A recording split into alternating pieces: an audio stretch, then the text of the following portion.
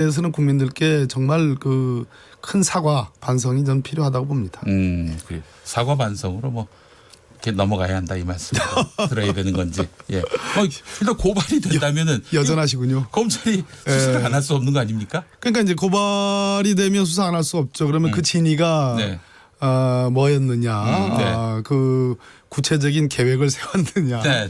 또 물적인 수단을 좀 다이나마이트 같은 것을 어디 섭외를 해놨느냐, 그리고 다이나마이트가 잘 터지는 걸로 준비를 해놨느냐, 뭐 이런 등등을 수사를 하겠지만 결국은 다 해프닝에 불과한 것이기 때문에 그분의 가벼움, 정말 중진 정치인으로서의 그분의 가벼움을 결국은 국민들로부터 지탄을 받게 되겠죠. 네, 알겠습니다. 시간이 다 돼가지고. 네, 굉장히 끈질기시네요. 아니 시간이 너무 없어서 더 파고들어야 되는데 이 정도로 정리를 해야 될 것 같습니다. 네, 다음 시간에 또 한번 모셔서 그러시죠. 서상히 또 이야기 나눠보도록 하겠습니다. 오늘 박범계 의원님 말씀 잘 들었습니다. 네, 고맙습니다. 속 인터뷰였습니다.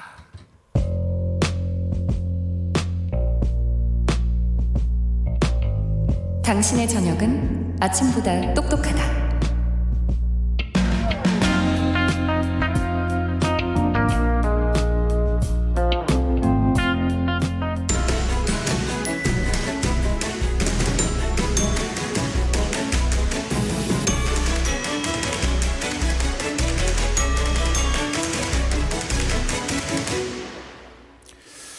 잠깐 인터뷰 준비했습니다. 1980년 합수부 진술서와 관련해서 유시민, 심재철 두 사람 사이에 공방이 치열합니다. 자, 이 공방에 참전한 분이 있습니다. 김대중 내라는모 유죄 핵심 증언이 바로 형의 증언임이 역사적 진실로 인정되고 있음을 어찌 형만 부정하시는가. 이런 내용의 글을 올리신 분입니다. 바로 연결해 보겠습니다. 더불어민주당 사무총장인 윤호중 의원입니다. 윤호중 의원님. 네, 안녕하십니까. 네, 윤호중입니다. 바쁘신 중에 이렇게 또 인터뷰 응해 주셔서 감사합니다. 자, 뭐 김대중 내라는모 사건 많은 분들이 뭐 다 아시겠습니다만은 수많은 민주화 운동 인사들과 학생운동 당사자들이 투옥됐고요. 당시 심재철 자유한국당 의원, 유시민 노무현 재단 이사장 이분들도 이제 당시 붙잡혀갔습니다. 제가 알고 있기로는 두 분 서울대 학생을 대표하는 요직에 있었던 인물로 알고 있는데요. 당시 그 두 분은 어떤 위치에 있었는지 좀부터 말씀해 주시겠습니까? 네, 80년 당시에 이제 심재철 의원은 이 서울대 총학생회장이었고요. 그리고 유시민 이사장은 대의원대 의장이었습니다. 총학생회에. 그리고 이제 학번도 1년 아래 위죠. 그러니까 심재철 총학생회장이 4학년이면 그러니까 77학번이면 유시민 이사장은 이제 7, 8학번이었습니다. 네, 그렇군요. 자, 그 지금 당시에 그 뭐 다 같이 내라는모 사건에 연루돼서 이 그 연행되고 또 심한 고문을 받았는데요. 그러니까 그런 부분에 대해서 저는 81학번이기 때문에 그 당시에는 뭐 그 이야기들을 잘 몰랐습니다. 84년도에 학원 자율화 조치 이후에 그 제적되고 제명됐던 선배들이 다 복학을 했죠. 그래서 저희는 84년 당시에 저희는 당시 우리가 4학년이었으니까 총학생회를 부활시키는 일을 하고 있었고 복학하신 분들은 이제 복학생협의회라는 것을 만들었어요. 그래서 이제 그 당시에 그 있었던 일들을 들어서 뭐 알고 있습니다만 제가 요번에 이제 편지 형식을 빌어서 심재철 의원님한테 이 글을 올린 것은 그 당시 그 정말 이 폭력이 난무하던 그 야만의 이 시절이 아니었겠습니까? 그 당시에 뭐 인격의 바닥까지도 내려갔다 온 사람들이 한둘이 아니었을 것이고. 그렇죠. 고문당하면 그 무슨 인간의 뭐 존엄 이런 게 어디 있습니까? 그냥 다 그냥 밟아버린 거죠.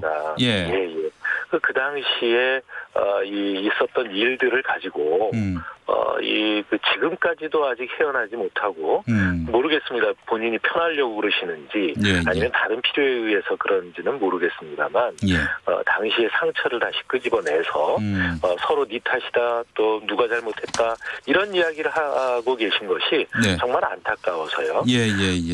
뭐 제 글을 쓰게 됐습니다. 아, 그렇군요. 자, 네. 1980년 서울역 진출과 회군을 결정한 총학생회장 바로 심재철 의원이고요. 네, 이 심재철 의원이 1984년에 복학해서는 복학생협의회장을 맡아야 할 텐데 그렇게 하지 못했고 대의원 대회장이었던, 그러니까 한마디로 대의원 대회 의장이었던 후배 유시민이 이제 복학생협의회장을 맡았단 말이죠. 그러니까 총학생회장이었으니까 당연히 복학생협의회장을 맡아야 되는데 그것을 대의원 대회 의장에게 넘겼던 거죠. 자, 그렇게 유시민에게 양보할 수밖에 없었던 그 이유를 스스로 알지 않느냐라고 심재철 의원에게 이야기하셨어요. 윤호중 사무총장께서. 네네. 이 내용을 좀 말씀해 주세요. 예. 당시에 뭐 저는 다 기억을 하고 있는데요. 네네. 복학생 협의회 구성을 위해서 학생회 간에 이 학생 식당이 있습니다. 그 식당에 복학생 선배들이 전부 모여서 한 이틀 정도 토론을 하셨던 것 같아요. 이틀이나. 예. 네네. 그러니까 이 위원장 그 복학생 협의회 회장을 누굴 해야 되느냐. 뭐 그런 과정에 제가 거기서 나온 이야기를 다 다시 되풀이하고 싶지는 않습니다. 그래서 심재철 의원님 본인께서 잘 아실 테니까요. 그래서 왜 본인이 당연히 그 서울대 총학생 회장으로서 80년 서울의 봄에 이 가장 이 상징적인 인물이었던 분께서 이제 복학생 협의회장을 못 맡게 됐는가 이런 걸 아시지 않느냐. 그런데 지금까지도 이제 이 과거를 떨쳐버리지 못하고 이렇게 계신 데 대해서 이 말씀을 좀 드리고 싶었고요. 자, 그럼 제가 좀 정리해 보면은 김대중 내란 음모 사건으로 심재철 의원, 유시민 이사장이 붙잡혀갔습니다. 그런데 유시민 이사장은 그렇다 치고 심재철 의원 같은 경우 이 신군부의 고문에 의해서 또 여러 가지 압박에 의해서 김대중 대통령에게 대단히 불리한 진술을 했단 말이죠. 그래서 김대중 대통령이 사형까지 언도받았어요. 지금까지의 제 설명이 맞습니까? 그 당시에 꼭 심재철 의원만 그와 같은 진술을 한 건 아닐 겁니다. 아, 그렇죠. 예. 제가 그것을 다 들여다보지는 않았습니다만 다만 이제 법정에 나와서 모두 다 이게 고문에 의한 것이다라고 이제 진술을 번복하거나 부인을 했죠.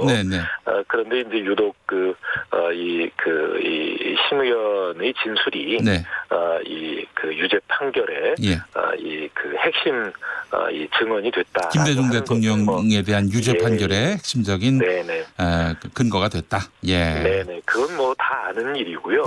다만 김대중 대통령님도 심재철 의원에 대해서 원망하는 마음을 갖는다든지 이런 말 전혀 없으셨습니다. 그 뒤에도 심재철 의원이 잘못한 것이 아니라 당시 신군부가 그렇게 만든 것이기 때문에 오히려 이분은 용서하고 포용하려고 하셨죠. 그런 것을 잘 아실 텐데 이제는 스스로 그 아픔에서 기어 나와서 이렇게 자신도 구하고 또 이 주변 사람들과 화해해야 되는 거 아니냐 이런 취지에서 얘기를 하고 싶었던 겁니다. 그렇죠. 심재철 의원도 피해자죠. 그렇게 모진 고문과 또 압박을 당해서 그래서 얼마 전에 또 명예회복 또 했던 거 아니겠습니까? 자, 그런데 지금 자술서 논란 이 부분이 다시 지금 쟁점이 되고 있는데 심재철 의원은 이런 얘기를 합니다. 유시민 이사장이 그때 자술서를 쓰면서 동지들의 이름을 그렇게 기록하는 바람에 그 동지들이 굉장히 곤욕을 치렀다.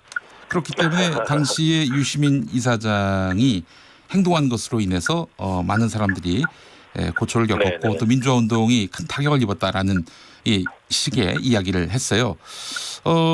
그래서 지금 다시 이게 논란이 되고 있는데 유시민 이사장은 이에 대해서 유시민 이사장이 충분히 설명을 한 것으로 알고 있습니다.